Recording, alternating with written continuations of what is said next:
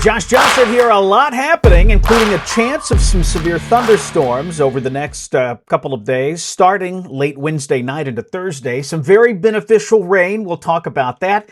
And another little preview of summer. We've already had that so far this year. We are likely going to see more of that as we get into the second half of the month of May. Hot weather becomes more and more likely across a big chunk of Alabama. All right, let's dive straight into it here. With no further ado, we'll go into the maps. Let's talk about the chance of some severe thunderstorms.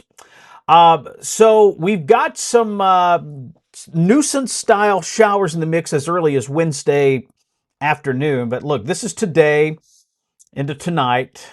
Notice tomorrow morning. This is now 6 a.m. on Wednesday. You've got some, again, nuisance-style showers out here into parts of West Alabama. See it out here. Then, as we get towards Wednesday evening, you start to see a few more little showers. These are not severe. These are little, quick little hitters. Downpours, showers. You might get a clap or two of thunder, but nothing severe out of this. So these would tend to favor South and West Alabama Wednesday afternoon. The coverage of those it's about 30%. Then we get to the evening. This is 6 o'clock Wednesday night, and you've got a pretty intense supercell south of Meridian, Mississippi. And some of those initial supercells clip parts of especially central and west central Alabama between about 6 and 9 o'clock. Notice back in Mississippi, this is where this is really tough. You've got multiple supercells capable of producing damaging winds, some large hail, and even some tornadoes back here into Mississippi. And I suspect the biggest tornado risk is right over here in central Mississippi out of this setup. So that individual storms clusters, those supercells, become kind of a multicellular mess by 10 or 11 o'clock Wednesday night. And now still look, embedded within that, there could still be isolated problem areas with tornadoes. The main threat would start to transition more into damaging wind and maybe some quarter-sized hail in the most intense cores. Why is that? Well, look, I'll show you the forecast sounding. This is off the HRRR. You have some wind shear in place. It is not overwhelming. Your instability is not overwhelming. You're very saturated. Really, the entire column from 300 millibars, which is way up high, all the way down to the surface. The way we tell that is these red and green lines. The red is the temperature trace. The green is the dew point. And when those two lines are close together, as they are in the image you see right up here, that means that the air is extremely saturated. So is that a tornado look? Yeah, you can have tornadoes in that. Your LCL is really low. You have outstanding directional wind shear.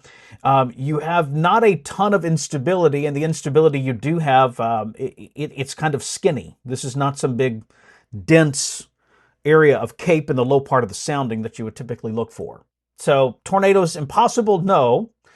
I do think the better threat's earlier in the day back over central Mississippi. Remember, we're at midnight when I'm looking at this. So you sort of get this very slow-moving band of showers and thunderstorms with embedded pockets of damaging wind, hail, and a brief tornado threat that will make its way south during the dead of night. So this is now 4 o'clock in the morning Thursday, and it's raining torrentially along I-85. Into Montgomery County, Lowndes, Autauga, Dallas, Marengo, Macon, Lee, back over into Chambers County.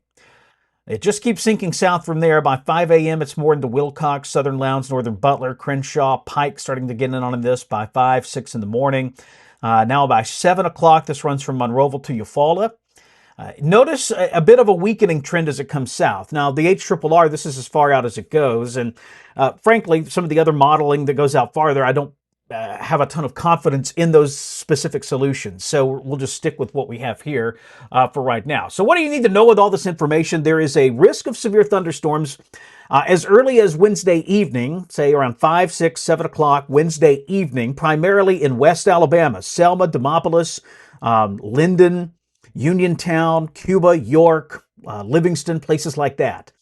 Then as we get into the more of the overnight, the band of storms will form north of here and slowly sink southward through our area. By sunrise on Thursday morning, it will be south of Montgomery. The front stalls down there, and we'll have lingering heavy rain in that mix. Speaking of heavy rain, let me get into that data on this as well. So there is also going to be quite a bit of rainfall in this. And for that, I think what I like the human-produced forecast better when it comes to rainfall.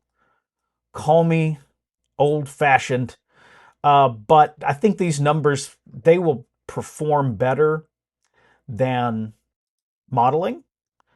But look at this, guys. I mean, these are some massive rainfall numbers.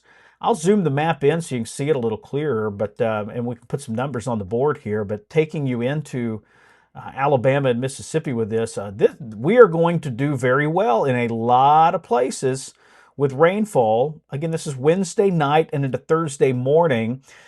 This is understand what you're looking at too. This is not computer model data. This is a human-produced forecast from the Weather Prediction Center. That's a government agency. So this suggests some really big totals: 2-3 inches of rain across central Alabama, and then 1 to 2 and down in the Wiregrass over into parts of Conecuh, Covington, Geneva, and Escambia counties.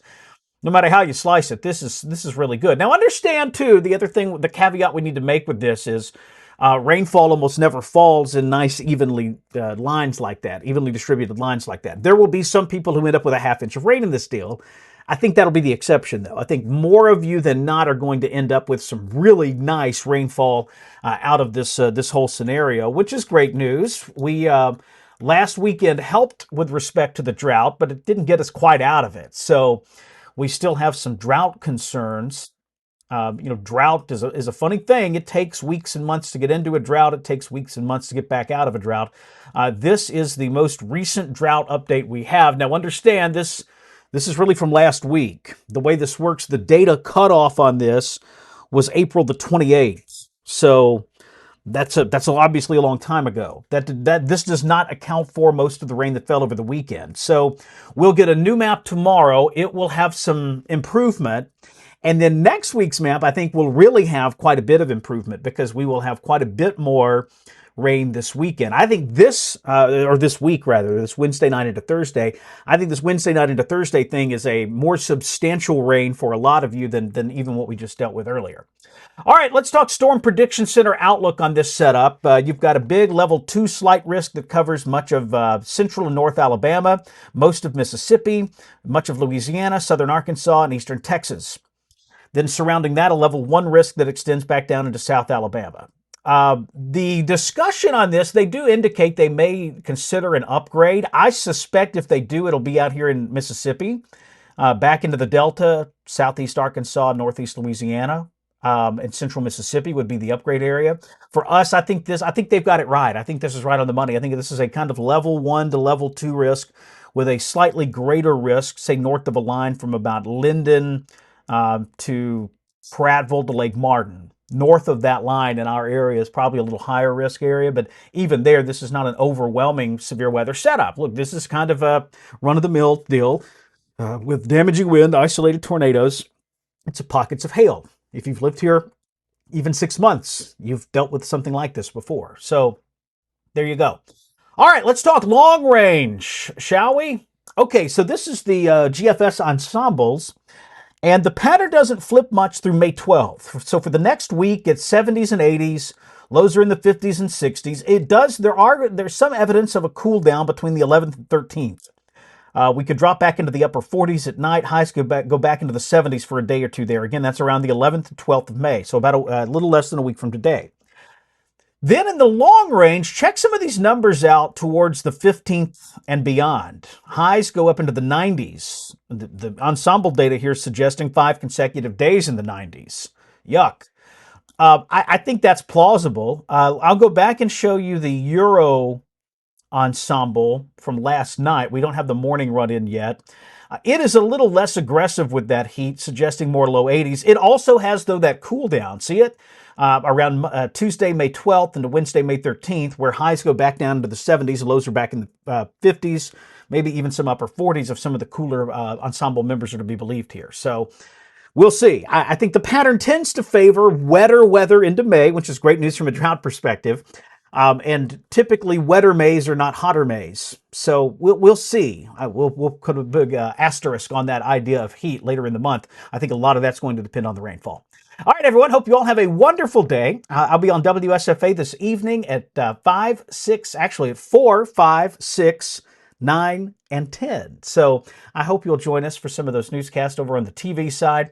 And I'll post more updates on social media throughout the day today into tomorrow. And then we'll track those storms for you as we get into Wednesday night and Thursday morning. Take care.